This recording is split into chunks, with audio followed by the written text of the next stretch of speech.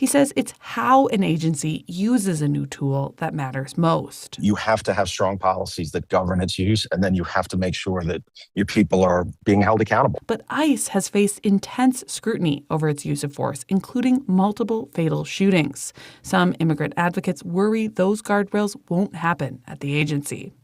In a statement, DHS told NPR that ICE is always assessing officer needs to ensure they have the tools to safely make arrests. Meg Anderson, NPR News. Record-breaking heavy rain has caused floods and paralyzed traffic in Chiba Prefecture in eastern Japan. One person has died. Hundreds of thousands have been told to move to higher ground. Wall Street, the Dow is off 84 points. This is NPR. Support for NPR comes from NPR stations. Other contributors include Progressive, with small business insurance for protecting a variety of business types with multiple coverage options, designed to fit business owners' needs. More about small business insurance is at progressivecommercial.com. You're listening to WUSF 89.7. I'm Craig Kopp. Homeschooling is on the rise in Florida, but it's possible that thousands of parents trying to get voucher money this year will be turned away. The PEP Scholarship, or Personalized Education Program, is privately funded from donations which companies make in exchange for a state tax credit. Homeschooling mom Lindsay Jolie says her son benefits from the $8,000 it provides. When you homeschool, if you want to provide that well-rounded education, everything is a la carte, everything is separate. The funding is mainly given out by a company called Step Up for Students. Its March forecast showed it didn't have enough money to cover the 100,000 families who applied. An update to those numbers this week showed a lot more money than before, as much as $29 million more. Legislative staff is working with the company to understand where that money came from and why it cannot fund all the vouchers. More Floridians are falling behind on their student loan payments. New stats show that household debt in Florida is on par with the national average. And Wallet Hub analyst Chip Lupo says being behind in school loans is a national trend, too. The Department of Education is becoming a lot more aggressive in terms of collecting these debts. So folks in Florida, just like in other parts of the country, they're struggling to become current on their student loans. Lupo says pandemic-era pauses on student loans and a Biden-era program that was dissolved added confusion for borrowers, and now missed payments are showing up in credit reports. In Florida, residents carry about $63,000 in debt. Student loans make up about $5,000 of that. Floridians tend to owe the most toward mortgage payments. You can see how household debt in Florida compares to other states by using an interactive graph, and you can find that interactive graph at WUSF.org. I'm Craig Kopp, WUSF 89.7 News. Want to know what's happening here in the Capitol? I'm Douglas Soul, covering the state government for Your Florida. Visit WUSF.org/YourFlorida. At WUSF, support comes from the people who listen, like you.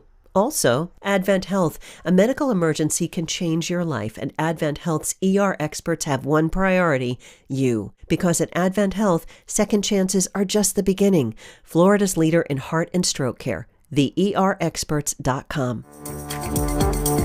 This is Florida Matters Live and Local. We're broadcasting from the doctors Lorraine Rubis and Neil Frankel studio at WSF in Tampa. I'm Matthew Petty. A little bit later being used in Florida's primary election.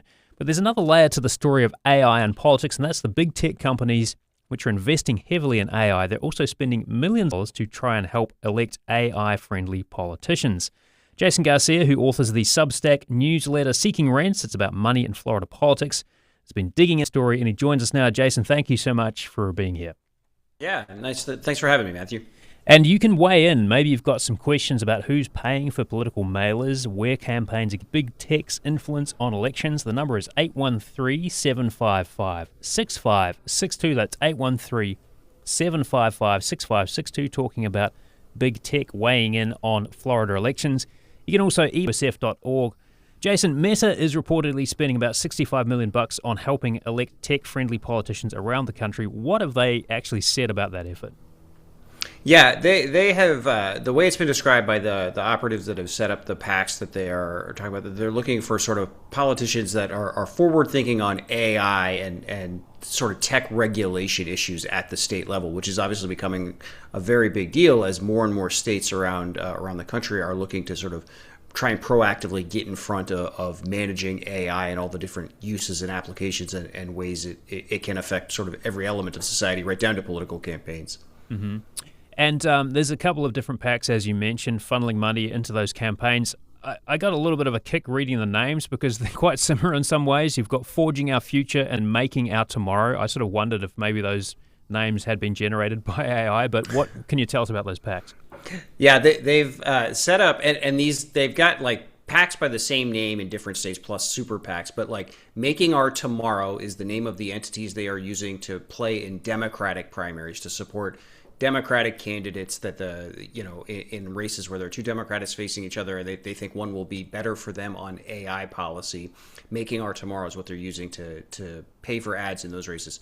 Forge the Future Project is the entity, the collection of PACs they are using to play in Republican primaries, where they're sending advertisements on behalf of Republicans competing in Republican primaries. So, and we've seen both of them be active in Florida already. Yeah. Now, one race that you single out in your reporting, it's a state Senate race here in Tampa. State reps Fentress Driscoll and Michelle Rayner are facing off in a Democratic primary. And, of course, that kind of came about because of the redistricting. But where Meta's influence in that particular race? Yeah, in one particularly prominent way, in that it is sending advertisements, mailers to residents of Democratic voters in Senate District 16, urging them to support Fentress Driscoll. They're praising her, urging her as the best candidate. And these are mailers coming from, if you look at them, it'll say sponsored by Making Our Tomorrow, which is Facebook's PAC to play in Democratic primaries. And what's sort of interesting about these is, of course, these mailers don't have the name Meta or Facebook anywhere on it. It says instead it's this PAC name. But also, it doesn't get into anything. It doesn't say anything about the issues that Meta actually cares about. There's nothing about artificial intelligence. There's nothing about data centers. There's nothing about social media regulation. Instead, it's a bunch of different issues, like protecting democracy or supporting schools. So it's a little bit disingenuous in that these ads don't say anything about why the company paying for them is actually paying for them.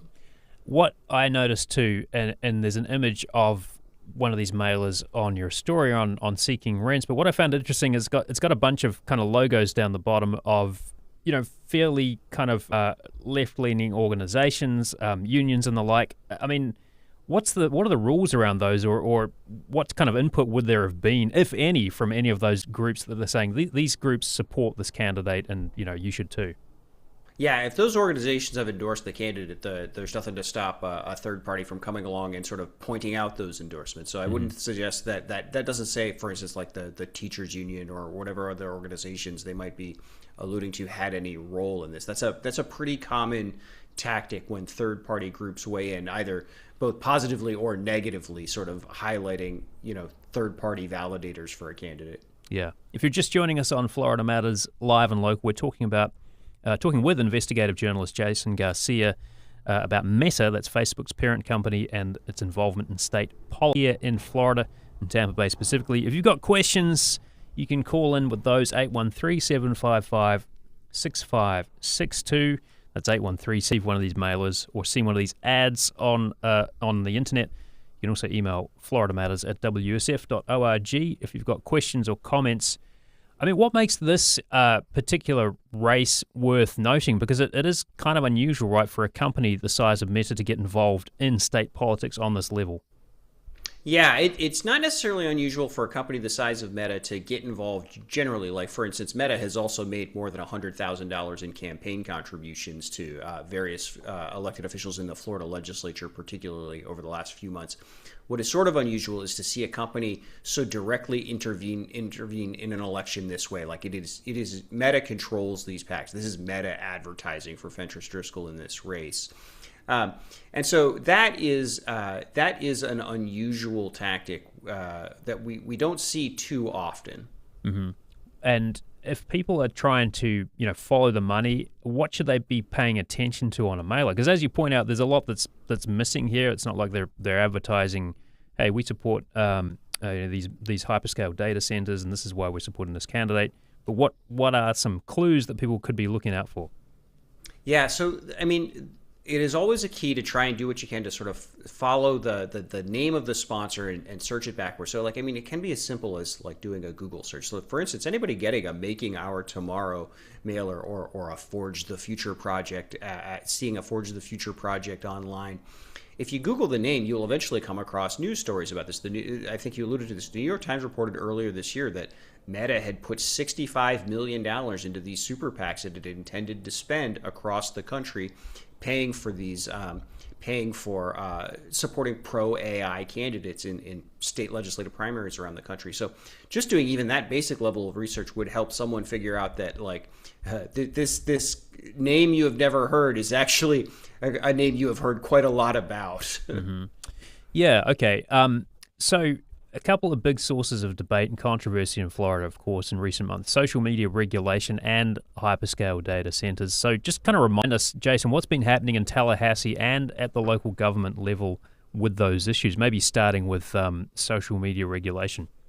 Yeah, so the state of Florida, and this is an interesting dynamic in this Fentress Driscoll Michelle Rayner race, is the state of Florida passed a law a couple of years ago essentially exposing social media companies like Meta, which operates Facebook and Instagram, to potential financial penalties if they allow children to open up accounts. So if a child, this law is supposed to bar sort of children under the age of 16 from having social media accounts, and social media companies that don't prevent that from happening can face real legal exposure under this law. This was a law opposed by social media companies, and that law, one of the lead sponsors of that was Michelle Rayner, sort of the opponent of Fentress Driscoll, who Facebook and Meta is now promoting. Separately, there was also a big push this year in the legislature to start setting state regulations around artificial intelligence. This was a big source of contention in the Florida legislature this year, and it ended up not passing. This was one the AI industry was successful in terms of avoiding any kind of state level regulations. And this has been a big issue federally, where the president, Donald Trump, does not want states regulating AI, and so that has been another issue. And then third, related to all this is, as you mentioned, data centers, which, hyperscale data centers are necessary to power AI. That's part of what's driving this. The legislature, that was another big policy debate this year in Tallahassee. And the legislature did pass a bill this year regulating data centers, but the bill they passed was weakened substantially before it was actually signed by the governor due to lobbying from data center industry interests like the utility companies, like Meta, like big tech companies. Yeah, okay. So are you seeing it even filter down to local government? Because local governments have been heavily involved in the debate around where to site these data centers, right? And sometimes there isn't a huge amount of about who's behind them, right. But there is definitely a lot of concern from a lot of residents in some of these places. Like, we don't necessarily want a hyperscale data center popping up backyard. Yeah, we are starting to see this money filter down, not necessarily from Meta specifically, but from data center developers, definitely. And I'll just give you one quick example. There was a large controversy in Palm Beach County recently about a proposed AI data center called Project Tango, because, as you mentioned, there's so much confidentiality around this. We never actually know the actual tenants or the actual tech company that will be using them.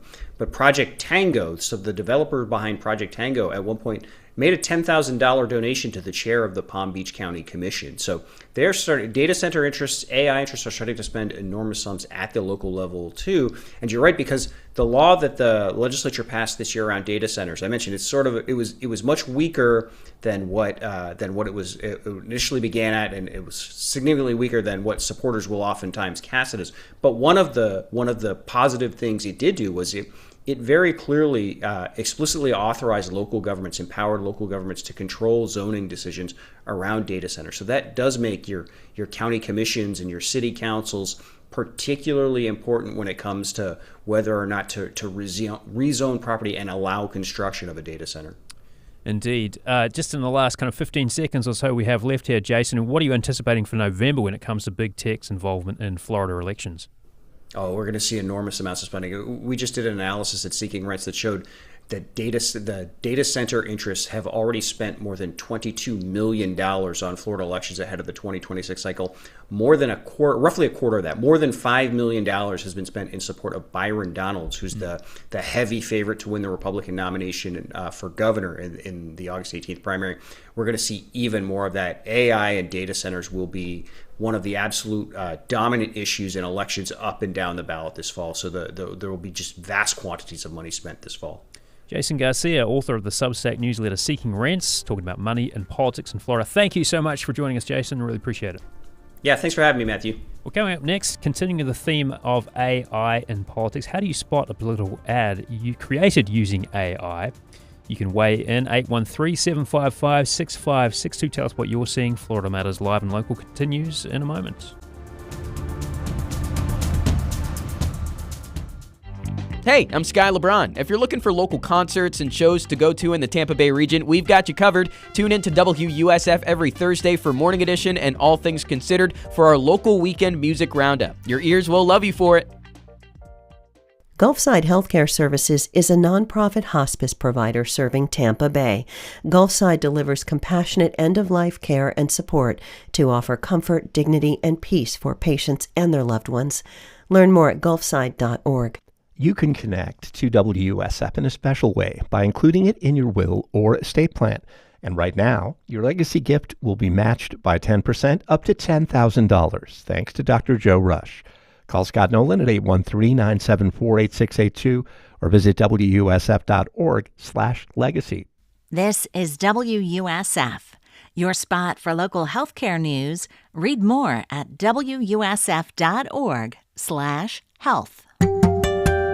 Welcome back to Florida Matters Live and Local. I'm Matthew Petty. AI has entered politics. Attack ads have always been part of the political process, but with the addition of AI, it does feel like now. This week we've been talking about different aspects of this primary election, from voting for judges to casting a ballot in non-presidential election years. Today we're going to chat about artificial intelligence in political campaigns, how to spot AI-created ads, the rules around candidates using them, and what this means for the democratic process. And here to break it all down for us is reporter Megan from WSF's Your Florida team. Megan, thanks for stopping by. Of course. So, we want to hear from you as well. Maybe you've got questions or concerns about AI and political ads. Maybe you've seen some peculiar ads generated by AI. Let us know what you're seeing and how you're feeling about this. Give us a call, 813-755-653, 755-6562. You can also email FloridaMatters@WSF.org. All right, so Megan, just how prevalent is artificial intelligence in political campaigns right now? Yeah, so AI is really being used in all aspects. So from tools like Microsoft Copilot for emailing and apps even on the back end. But what voters like, you and me will need to watch out for this cycle are AI-generated video content. A recent study analyzed 40,000 posts from LinkedIn and Facebook and found 90% of them were either most or entirely AI generated. And, that's not all. When you open up a social media app on your phone, you're immediately using AI in that rhythm, right? It shows you what it thinks it wants you, what you want to see. Mm-hmm. So I think Alex Madhavan from the Poynter Institute says it best. I am very concerned about the information ecosystem right now, about the state of social media. All they're seeing is AI or rage bait. I mean, I got fooled by a Ring camera video with, I don't know if you've seen the one with the squirrel eating the hot chip, right? Where it just kind of like, and then it falls over really quickly. But, AI is getting so good that people with these deep fakes that, are in fact fake, but look very real. And he mentions rage bait too. That's sort of part of the driver of these algorithms, right? If you're mad about something, you're going to keep scrolling. Or posting, right? If it resonates with you. Yeah, indeed. Now, when it comes to AI and elections, I mean, you mentioned that the stat you mentioned is pretty striking. 90% or so created by either entirely. That's pretty stunning. That's a lot. So when it comes to AI and elections, I mean, what visual cues are there? What other cues should voters be looking for? Well, often you have to ask yourself, does something align with your values completely? Do you agree with the messaging 100%? Does it seem too good to be true? Chances are If that's the case, right, it probably isn't real. Like some AI content, like one portraying Representative Moskowitz as a baby in a diaper, that's I'm assuming pretty, that was an attack ad, not something in favor of... Right. That's like clearly AI, right? But it's not always that obvious. So past that, when, watching an ad, Madhavan says there are some things you can do. Open that image and zoom all the way in. You can look for inconsistencies in like the horizon. Maybe a road disappears where it's not supposed to, or you can zoom really, really close into someone's buttons, and maybe that button has like 3 holes, and then the other ones have 4 holes.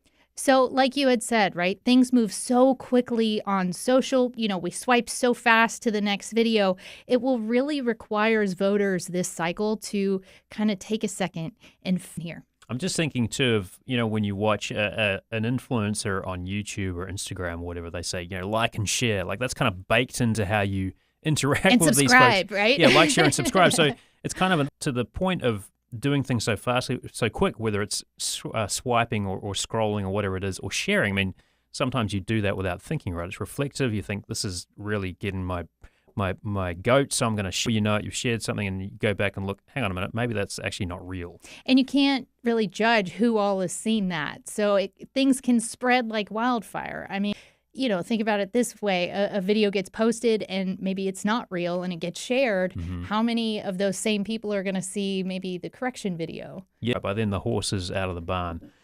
We're talking about AI in political campaigns, how it's used in ad creation. Want to maybe hear from you. What have you seen? Maybe you've been tricked by a squirrel eating a hot Cheeto, or something a little more serious in the way of an AI ad for political reasons. Give us a call, 813-754, with your Florida's Megan Bowman, WUSF's reporter covering all things Tallahassee and how it impacts everyone in the state of Florida. 813-755-6562. Talking about the impact of AI-generated ads in this election. So, I mean, does Florida actually hammer? So the short answer is yes. States have tried to regulate AI, but it's a little difficult because free speech, the First Amendment, covers falsehoods.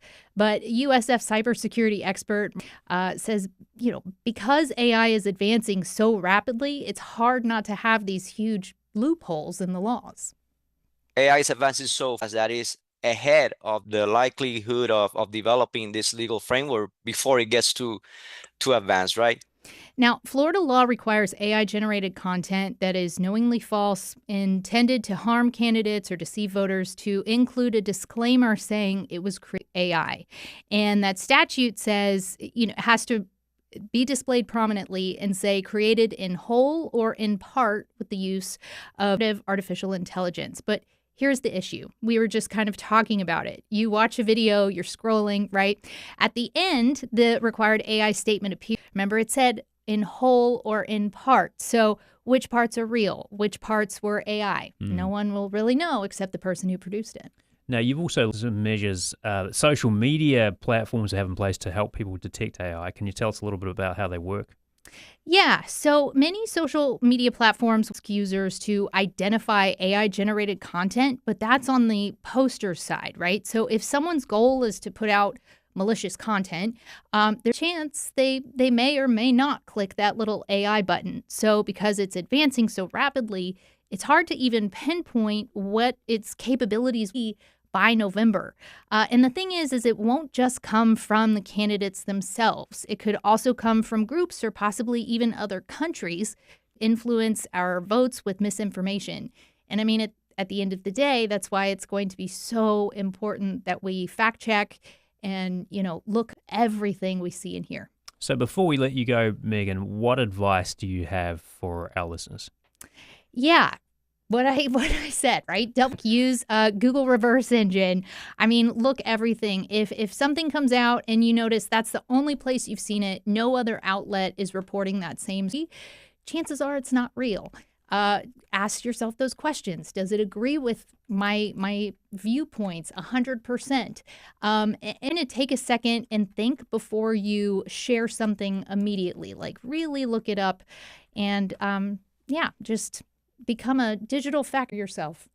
Well, Megan, I think we do actually have a call. We're going to go to a break, but maybe we could just have you stick around for a moment or so and see if we can get this call answered. So if the phone, just stay on the phone. We are talking about AI created ads in politics in this particular primary election with Megan Bowman from WSF's Your Florida team. We'll be back in a moment with some more. Megan, do stay with us. Florida Matters Live and Local continues in a moment.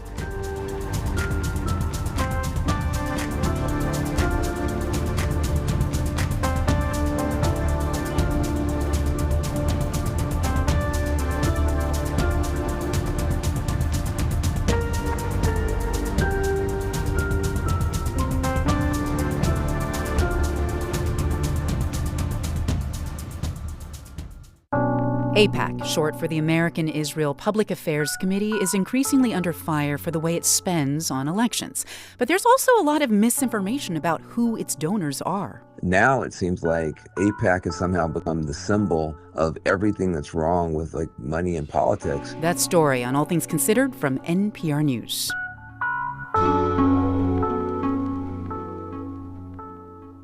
This afternoon at 4 on WUSF.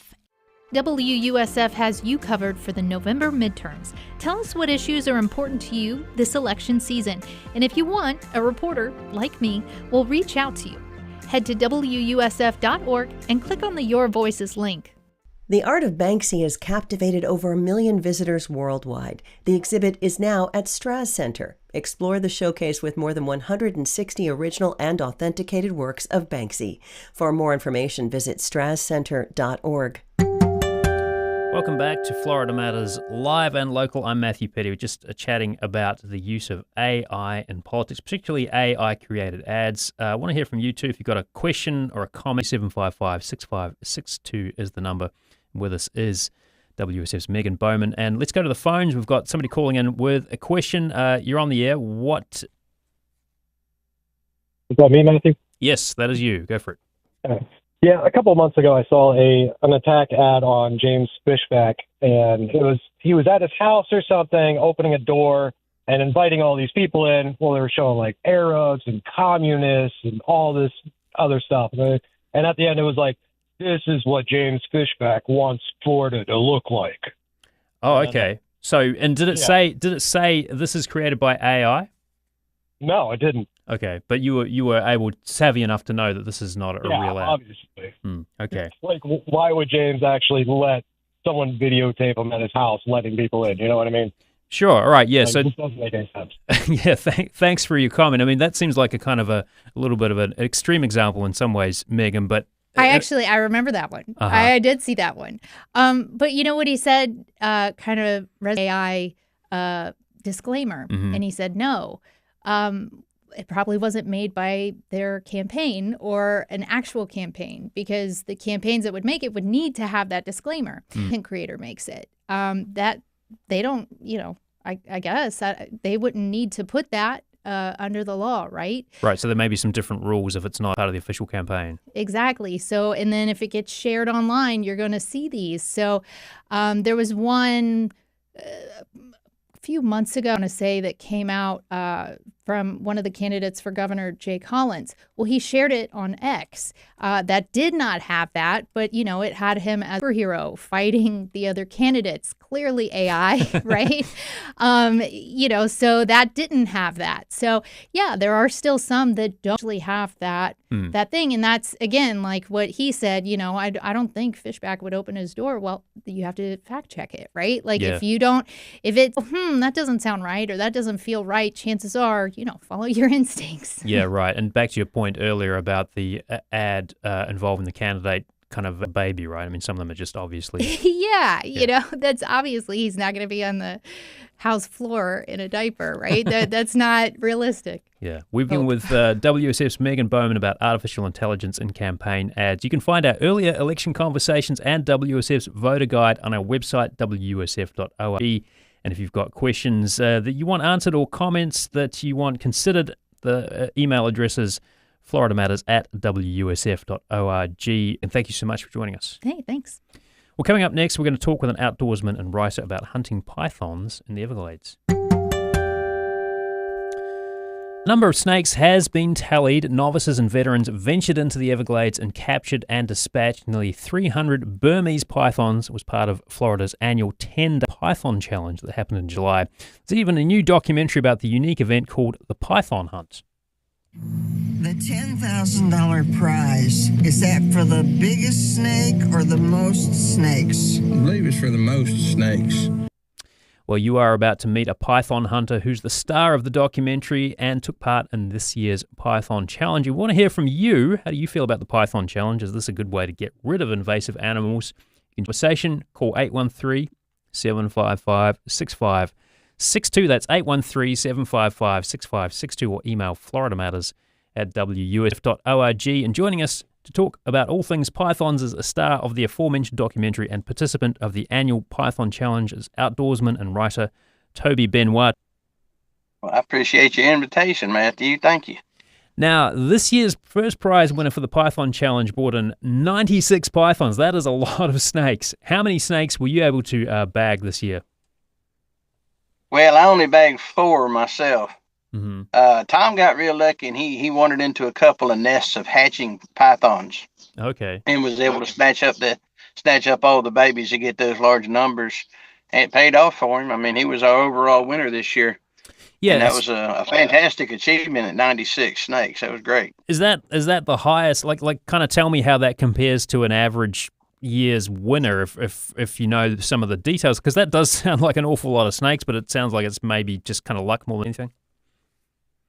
100% luck. I mean, it's right place at right time. In years past, the folks that were able to get the highest numbers of snakes wandered in on nests, and on average, they'll pick up 36, 38 snakes, and turn in the babies, and they win the grand prize. I caught 4 adults, but that's nowhere near close enough to get in on the prize money. What does it feel like, though, bagging an adult snake? Because they can get quite big, right? The Burmese python, if you sort of let them alone, they can grow quite large. Yeah, they can get up to about 20 feet and a couple of 100 pounds of muscle. Huh. And I haven't laid hands on a 20-footer yet, but I wouldn't mind it. I think I'd enjoy that. What's the biggest snake that you've caught? Personally, it was 14.3. Okay. And wow. And that was a lot of python. How heavy is that? She weighed about 140 pounds. Wow. That is kind of, it's hard to imagine that. I'm sort of thinking like a snake that size must be, pretty hard to manhandle. It is. I had some help. I wrestled with her for a good 15 or 30 seconds, and the whole time I was trying to get a buddy of mine to step in. He was too busy laughing at my efforts. He finally got over his good humor and gave me a hand. But, the big constrictors are solid muscle. They're remarkably strong animals. So the bigger they get, the harder it is to handle them alone, I'll tell you that. Yeah, so there's an element of danger in it, like wrangling with an animal that size? It can be dangerous, particularly if you're hunting by yourself. Just last year, a friend of mine, Mike Maruski, he got wrapped up by a 16-footer. He was by himself, and she got his arms pinned, and he was passing out when another hunter came on the scene. Wow. And dispatched a snake and got it off of him. So, I mean, it can have danger, but to date, nobody's been killed. Nobody's been seriously injured. A few have been chewed up a little bit, and you drop a little blood on the ground, but you dispatch a snake, move on for another one. Well, that we know of, right? I mean, there could be somebody who's been dispatched by a snake, and we just don't know about it because they're gone. There are missing persons reports all over South Florida, so, I mean, anything is possible. If you're just joining us on Florida Matters Live and Local, we are talking with Toby Benoit. He's an outdoorsman and writer and participant in the annual Python Challenge. If you've got questions for Toby, give us a call, 813-755-6562. That's 813-755-6562. You can also email FloridaMatters@WUSF.org. In this call for some years now, Toby, what got you into it and what keeps you coming back? Well, I started hunting snakes in 2017. I was actually challenged by one of my readers through the newspaper. They wanted to know if I was aware of the python problem, and I was aware, but I had no idea of the scope until I actually returned to South Florida And I used to guide hog hunts for this big Cypress Seminole tribe back in the early 90s. And when I went back in 2017, I was just floored because it's a ghost town. There's no mammal life. There's sections of our Everglades where the mammal life has been depleted by up to 98%. Mm-hmm. To put that in perspective, I just returned from 13 days and 12 nights of hunting, and I saw one possum. No deer, no raccoons, no hogs, no foxes, otters, or anything. I saw one lone possum in all that time, and it's devastating. Yeah. We've got a caller, actually. Nathaniel is calling in from Gulfport. Nathaniel, what's on your mind? Well, I think that this hunt is a fantastic idea, but unfortunately, I do kind of think of it more as a smokescreen being used by our government to actually handle the problem. I mean, what was the reward? $1,000 or something like that? One clutch of... Yeah, what was the prize money? Do you remember, Toby? The overall top prize took home $10,000, but there was $25,000 put up on the line by our governor to attract people. We had nearly 1,000 participants, and they took out 280 snakes. But it's honestly, it's a drop in the bucket. I don't believe that the organizers of the Florida Python Challenge ever had in mind to use that as a tool to significantly reduce the snake numbers, more so just to bring awareness to the plight of the wildlife in our native ecosystems throughout the South. Yeah. And it's been very effective in that regard.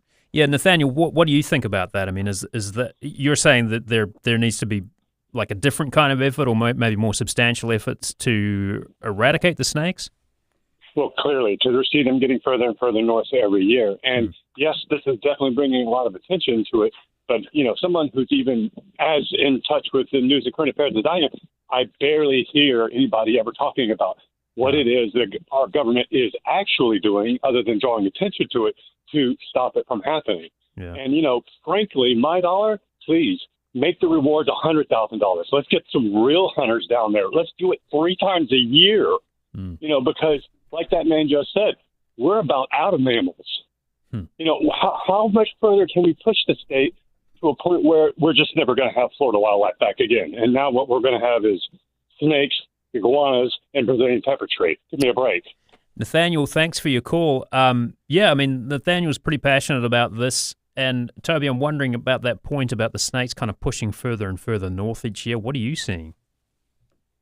Oh, they definitely are pushing further and further north. We can't keep up with the populations. What we've been doing, it's been effective, but it's not enough. As it is right now, the state of Florida employs 100 licensed state contractors to get out and hunt. They give them $6 an hour for their troubles, and $25 for the first 4 feet, and $20 for every foot beyond that per snake. So if they're catching snakes, they're not hurting. They're doing pretty good. Yeah. But it's not enough. We bring in the Python Challenge. Now we have a lot of private guys like myself. I'm not a contractor, but I still go down and I hunt the snakes. And my only reward is that I get to skin them and I can sell the skins. And basically, if I catch enough, I can pay for my trip. Otherwise, I'm riding on my own dime, but I'm not motivated by trying to make money off of it. I'm trying to do what's right for the ecosystem. We created this problem. It's up to us to solve it, and you can't wait on the state to do it for us. I mean, they've tried programs. They spent millions of dollars on failed programs to control the population. The most recent was the robot bunnies. They created robot bunnies, put them in cages with little solar panels to keep the bunnies charged up. And then they put motion sensors around the cages, so when the snake approaches the robot, then a biologist can go and pick up the snake. 16 months later, they haven't caught a single snake. I guess the snakes are maybe a little more cunning than we're giving them credit for. Yeah, well, I mean, they're an alpha predator. They're a super intelligent animal. They're not easily fooled. The most effective program they have are the contractors out scouring the back roads and the levees nightly, looking for them. You see it, you pick it up, and they've done well. I think 27,000 have been picked up by the Florida Wildlife Commission in the last 10 years. Yeah. Just a couple of questions before we wrap up here, Toby, but how do you humanely kill a snake when you're out on a hunt? Well, they have specific guidelines on how we dispatch the animals. We're supposed to bludgeon the head to stun them, and then we drive a a sharpened metal object like a screwdriver. I use a pocket knife, through the brain, scramble the brain, pith it, and then you just throw it in your cooler. And then you've got a recipe on the Hernando Sun about fried python nuggets, right? What does it taste like? Yeah. They're pretty good. I mean, honestly, to an uneducated palate, they taste like chicken, but it's a white, flaky meat, very, very similar to chicken. It really takes whatever seasoning that you put it with. It's kind of a neutral flavor, and it's enjoyable. I would love for the FDA to clear it so that we can put it in restaurants. I think that would go a long way toward getting more people involved so that we can sell the meat. But yeah, kind of like the lionfish kind of plan to capture them and then get people to cook them and show them in restaurants. Toby, it's been great talking with you. Toby Benoit, we've been talking about capturing pythons. He's an outdoorsman, a writer, and a python hunter. Thank you so much. Very welcome. Thank you.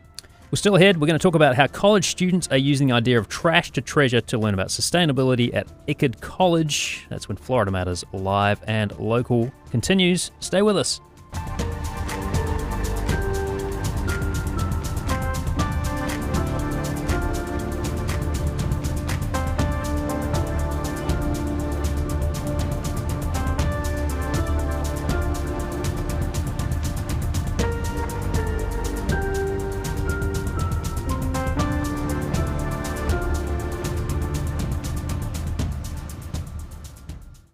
I'm Scott Tong. No one could stand between my men. All right, you saw the Odyssey. Did you read the book? We will plunge into what Homer called the wine dark sea with our go-to book expert Tracy Thomas next time Here and Now.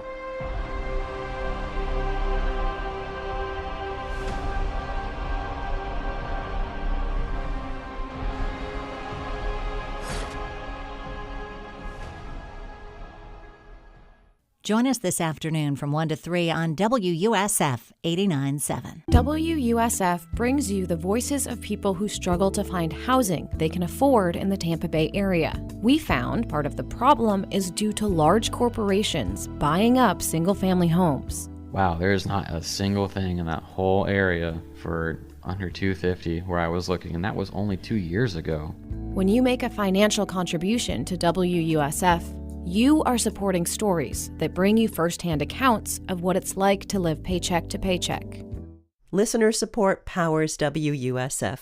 Funding also comes from the family law firm of Harris Hunt and Durr, lawyers who listen and act, protecting each client, their family, and their financial future. Experienced trial lawyers, tough negotiators, collaborative divorce resolution. Harris Hunt and Durr, protection without destruction. This is WUSF, your spot for local news. Welcome back to Florida Matters Live and Local. I'm Matthew Petty. Well, one thing people at Eckerd College know how to do is reduce, reuse, and recycle. At least the folks behind Trash to Treasure do. At the end of the school year, they collect what students leave behind, fix it up. Students in the fall. The effort is led by Evan Bollier. Eckerd College's Director of Sustainability. He's also a graduate of Eckerd, and he joins us today. Thank you for being with us, Evan. Thank you for having me. Okay, so tell us more about your role. I mean, Director of Sustainability, what do you do? Well, I oversee the Office of Sustainability at Eckerd College. We oversee a bunch of environmental programs on campus during the entire year. During the academic year, we have the recycling program. We also have the Eckerd College farm, as well as our Eckerd College bike shop. And then during summertime is when we transition to also include, adjacent to the recycling program, the Trash to Treasure program. Mm-hmm. Okay, so tell us about that, because this was your brainchild, right? The Trash to Treasure thing? Well, I can't take all the credit for it, as other colleges do this as well. And two students came to me in fall semester of 2013 talking about waste mitigation strategies during move out. And being alumni, I was well versed in seeing what kind of items are left behind during move out week. We have just under 2,000 residential students that live on campus, and specifically 500 seniors moving off campus every May. And there's just an enormous amount of trash. And we used to throw out roughly 50 tons of trash during the month of May, and students were were aware of this and wanted to do something about it. They came to me with this idea of implementing a waste mitigation strategy that other colleges have done called Trash to Treasure. And they were curious if I would work with them and try to rally support from the administration and get other students to participate in this as well. So what are some of the things that you collect? Well, some of our most popular items are all dorm essentials, really, but mini fridges and microwaves, Swiffers, the Sterilite 3, plastic 3-tier storage boxes. We've got printers, mirrors, brooms, vacuums, all dorm essentials. How much work is involved in kind of collating all this stuff and just making sure it works? Because you want to make sure you're not selling somebody a dud fridge, for example. Whole community really to make this happen. It starts during May, during finals week. We rally about 40 student volunteers and myself to go around the dorms to collect all the items and bring it to an art gallery on campus that's dedicated for us over summer. And then we have 5 summer interns that work for 15 hours per week, cleaning, sorting, organized, testing, repairing, and selling to our incoming student class. So yes, we do test everything. We plug in all the mini fridges overnight. If they work, then we clean them. Yeah. Same with the microwaves as well. But it takes about 8 to 10 weeks to do a thorough job on everything. And so the interns who are working on this program, this Trash to Treasure program, and I mean, that does sound like an awful lot of work. This is kind of self-sustaining in a way, right? Because the proceeds of that goes into helping the internship program. That is correct. So based off of all the money we make, last year, for example, we made roughly $25,000. And based on the money that we make from the prior year, we use it to hire interns for the following summer. So this year we have 5 Trash to Treasure interns. We have 5 students in the bicycle repair shop and 5 students out on the farm. And so the bike shop students over summer, or the bike shop interns over summer, are fixing up all the leftover bicycles, and we have 110 bicycles that were left behind mostly by graduating seniors that have been then fixed up and are ready for a whole nother life.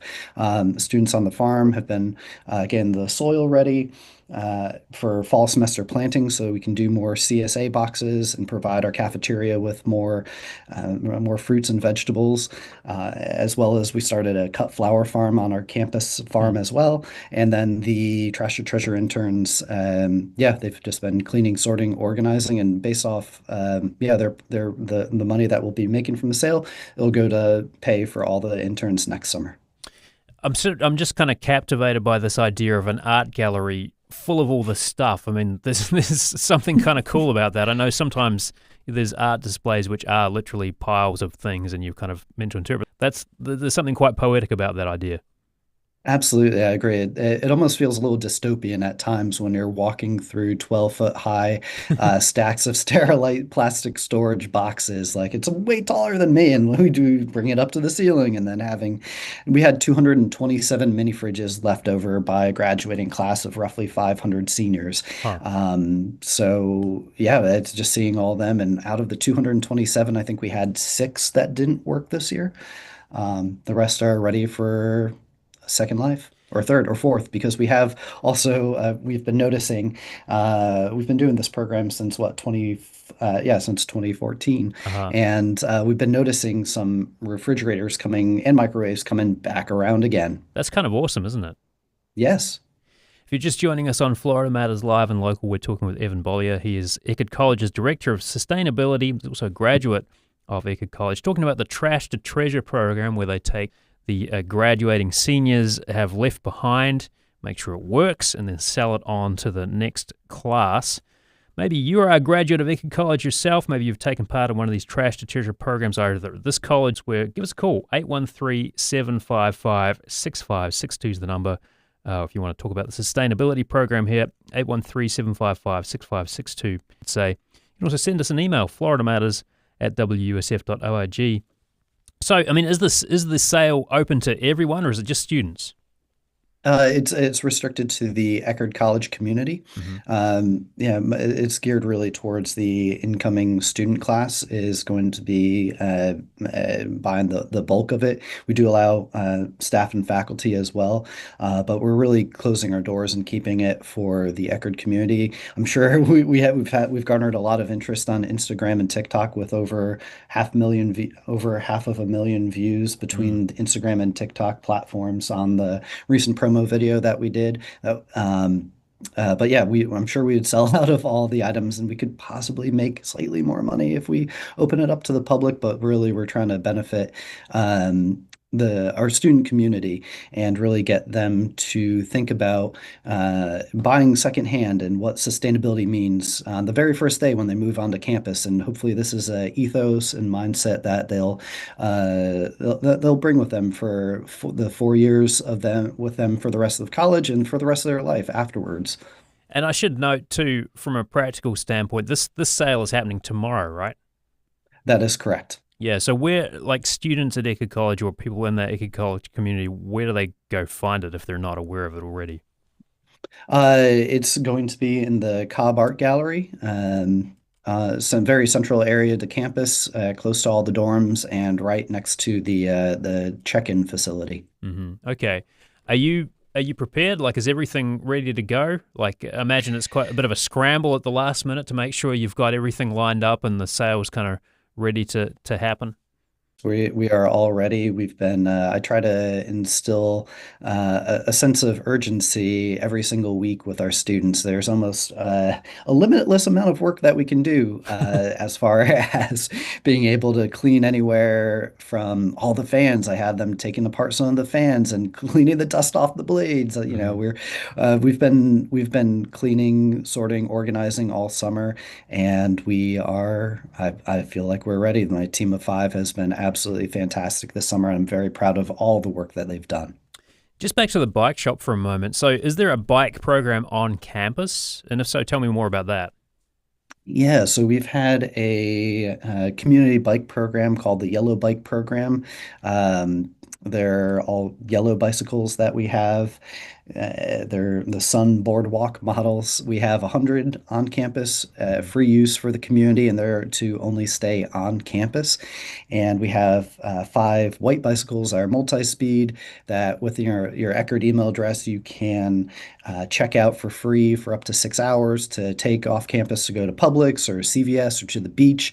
And all the yellow bicycles, all 100 of them, are to stay on campus and take it from the dorm to the classroom. They're never locked up. They're meant to get students less dependent on cars and just as a fun way to enjoy time outside on our beautiful campus. And we have a bicycle repair shop on campus with another Eckerd alumni, Dexter Howard, a 2010 Eckerd alumni, overseeing the bike shop with 15 work-study students.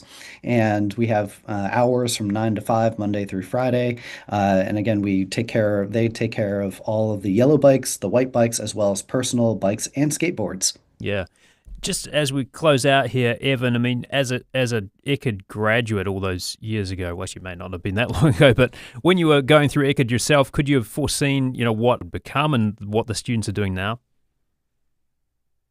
No, I really didn't. Back when I was a student, I was a little displeased that we didn't have an office of sustainability, and it was just kind of different factions of staff and faculty kind of working in their own silos on different programs. Say the Yellow Bike program when I was a student was run by campus safety, and then it was eventually sent to the campus activities department. Recycling was run out of service learning. And so, yeah, I could not have foreseen exactly where it is today. However, it makes sense with all of our environmentally minded students and their care for our campus community and the natural environment. We've been talking with Evan Collier. He's the Sustainability Director at Eckerd College and founder of Trash to Treasure. That sale is happening tomorrow for Eckerd students and members of that community. Evan, thank you so much for joining us. Really appreciate it. Thank you for having me. Hey, today is 813 Day, so happy 813 Day for all who celebrate. And if you want to check out the interviews we did on 813 Day with the Rolling Proud Run Club, and members of Visit Tampa Bay, and the Plant City WUSF.org show aired on Tuesday. Next time on Florida Matters Live and Local, kids have a lot on their plates these days. Tests, social media, homework. How do you balance good grades and self-confidence? You'll meet an author who's got some practical tips. That's Monday at noon. Our executive producer is Grayson Doctor. Our producer is Quincy Walters. Our engineers are Jackson Harp and Gio Garvin. Jackson composed the theme music, and Natalie Jaron handled the video today. I'm Matthew Petty. Thank you so much for joining us, and have a fantastic weekend.